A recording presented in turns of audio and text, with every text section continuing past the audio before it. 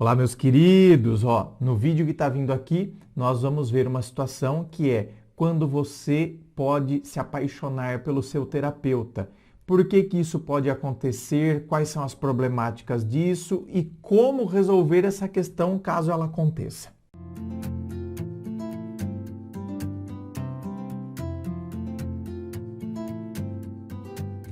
E vamos então ao e-mail dela que diz assim: Boa tarde, André, tudo bem? Tudo ótimo. Achei seu canal por acaso e de início já curti e me inscrevi em sua página porque me identifiquei demais. Hoje irei contar um fato que ocorreu comigo na terapia. Sinceramente, não sei o que fazer. Eu fiz terapia por 1 ano e meio. Fui tratar traumas sentimentais e conflitos familiares. Desde então, as primeiras sessões eram de forma online.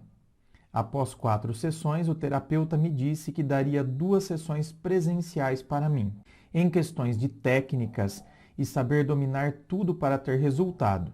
Isso foi visível logo na primeira sessão. Contudo, após a segunda sessão presencial, das 2 que ele havia me dado, acabamos nos beijando no final da terapia. Eita pega! Ainda bem que os meus atendimentos são todos online. Mas olha, eu acho complicado isso, né, gente? Eu acho bem complicadinho.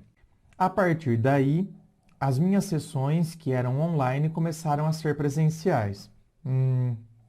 Por que será, não? E o mais incrível é que durante a sessão, nós estávamos totalmente ligados nos procedimentos e ao final, depois de terminarmos, acabamos sempre nos beijando.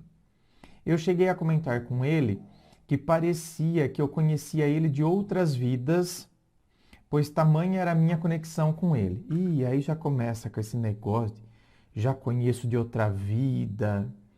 Ei, bem, na outra vida você era a freira e ele era o padre que ficava atendendo a sua confissão, né? Bem. A terapia terminou e fui visitá-lo no consultório por algumas vezes. Nosso último encontro foi no mês de setembro de 2021. Desde aí estou tentando me afastar, porém dá 3 dias no máximo sem se falar. Ele acaba comentando o meu status do WhatsApp ou mandando uma mensagem para saber como eu estou e saber as novidades. Agora eu falei para ele que arquivei nossas conversas do WhatsApp para eu não ficar vendo se ele está online toda hora e parei de seguir ele no Instagram. Sinceramente, o que você acha de tudo isso? Um forte abraço e parabéns pelo seu canal, ajuda muitas pessoas. Muito obrigado, minha querida. Olha, veja bem. Primeiro que, a partir do seu relato, eu estou supondo que tanto você quanto ele sejam solteiros. Então, vamos partir do pressuposto de que vocês sejam solteiros. E eu realmente espero que seja isso. Se for isso, então, pelo amor de Deus, meu anjo, você tem que se perguntar o seguinte: eu tenho intenção de ter algo a mais com ele? E ele tem essa intenção?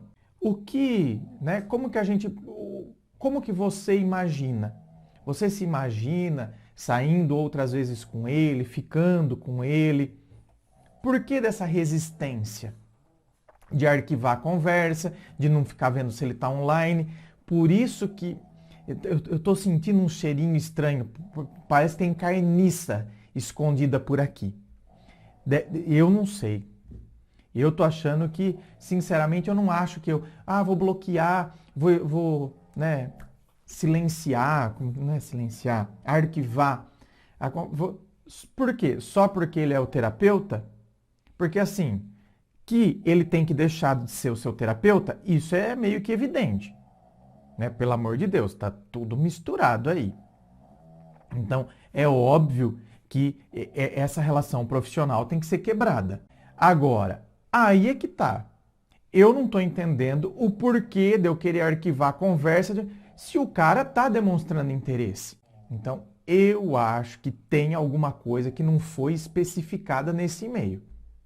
Eu acho que tem tem coelho nesse mato. Lordes neste pau tem mel. Então, minha querida, quando as pessoas me enviam um e-mail, elas, por favor, precisam dar alguns detalhes para nós, pelo amor de Deus. Senão a análise fica troncha, fica uma coisa, entende? Que não tem muita eficácia e não consegue nem ajudar outras pessoas. Então, gente, primeiro, pode acontecer de você se apaixonar pelo seu terapeuta? Isso pode acontecer? Pode. Por quê? Porque você acaba transferindo. Você acaba, e outra, né? Você acaba não só acontecendo o processo de transferência, mas você acaba projetando nele muita coisa. Então, você está lá conversando, tal. Então, de repente, você está vindo de uma situação de fragilidade, você está vindo de uma situação onde você não se sentia entendido, ouvido, e agora você está diante de uma pessoa que te ouve, que te compreende, né? A pessoa acaba relatando coisas. Por exemplo, quando eu estou atendendo, hoje mesmo, hoje eu tive 4 atendimentos. E num desses atendimentos, em 2 deles, na verdade, que eu estou me lembrando agora, em 2 deles aconteceu de eu falar assim, então, aí acontece de você estar pensando isso, e aí você fica questionando isso e aquilo, assim, mas a pessoa não tinha falado. A partir de algo que a pessoa me falou, eu falei, então, a problemática, porque aí você fica pensando isso, e aí eu vejo já a pessoa dando um sorrisinho. Quando eu vejo a pessoa dando um sorrisinho, eu percebo, acertei, é o que está acontecendo na vida dessa pessoa.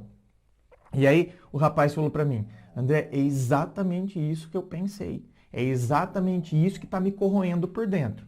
Então, você concorda que nesse momento, essa pessoa se sente compreendida? O que muitas vezes, no âmbito, né, da pessoa, primeiro que tem pessoa que não conta para os outros o que está acontecendo. Então já tem isso. Então, ela não é compreendida, mas porque ela é fechada. E ela não se sente confortável de contar essas coisas para outra pessoa.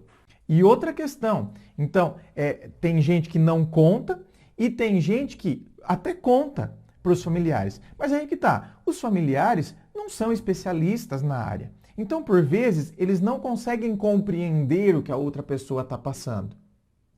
E aí você está diante de um terapeuta que, justamente por ter o conhecimento, ter, né, não só o conhecimento teórico, mas o conhecimento prático a partir de tantos atendimentos que são feitos, a pessoa consegue compreender você de uma forma que você não se sentia compreendido.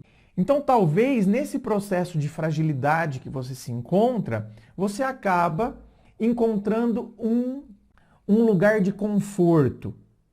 E aí você acaba projetando coisas em cima do terapeuta. Certo? Então, isso pode acontecer? Pode. Mas aí é que a gente tem que ter o senso crítico, né?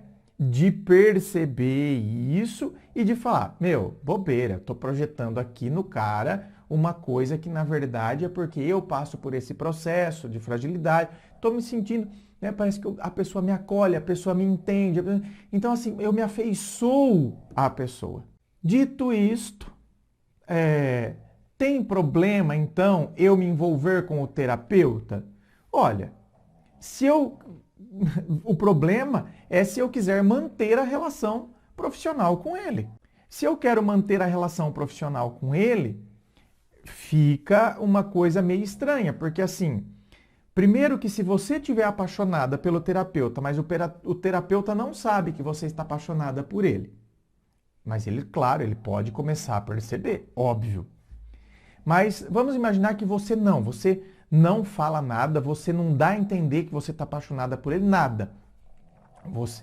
Por quê? Porque você já começa a ficar com medo de que se você falar, ele não vai querer te atender. Então, olha como começa a ficar complicado o negócio.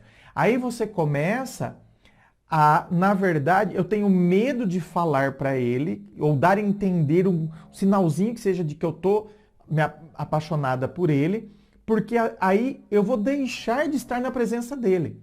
Já começa um processo de mendicância. Eu estou mendigando um atendimento ali para ter a atenção dele. Então, para isso, eu tenho que me anular, negar o que eu estou sentindo, para que eu possa manter a pessoa do meu lado.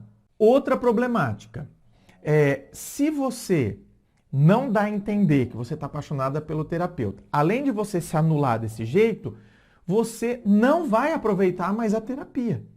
Sabe por que você não vai mais aproveitar a terapia? Porque você, na verdade, vai começar a maquiar coisas que você está falando para ele. Porque você está apaixonada por ele, então você quer que ele tenha a melhor imagem do mundo sobre você. Então, você nunca vai falar coisas que você considera que ele, então, como homem, poderia não gostar ou de ouvir de você. Então, muitos conflitos reais que você possa passar ou estar passando, ou coisas relacionadas a passado, outros relacionamentos que você teve, além desse que talvez te trouxe até a terapia, você vai esconder. Porque você não quer que o cara por quem você está apaixonado e que você se enxerga sendo namorada dele, você não quer que ele saiba de situações passadas suas. Então você está vendo que aí entram as problemáticas desse meu envolvimento com o terapeuta.